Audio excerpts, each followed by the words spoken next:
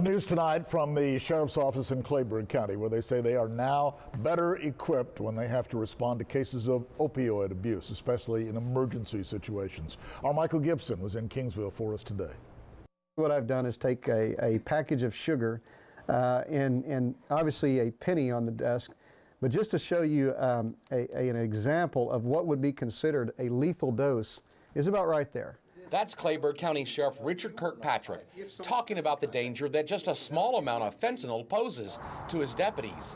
Highway 77 is one of the main drug corridors through South Texas, and his sheriff's deputies are always working the highway, looking for illegal weapons, cash, immigrants, and of course, illegal drugs.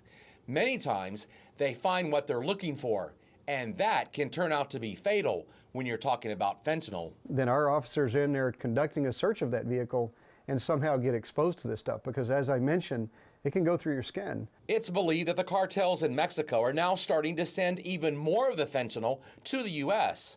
While Kleberg County hasn't really come across the drug yet, it does see plenty of heroin flowing down the highway. Now, if the officer's skin comes into contact with heroin or especially that fentanyl, they could end up dead.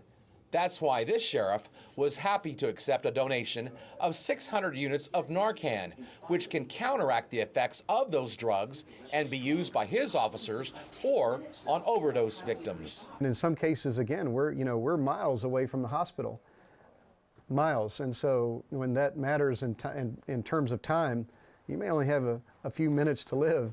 The Kleberg County Sheriff's Office says that over the next few days, its officers will undergo training on how to use the NARCAN, and then right after that, they will be getting their own supply to use when or if needed. From Kleberg County, Michael Gibson, 3 News.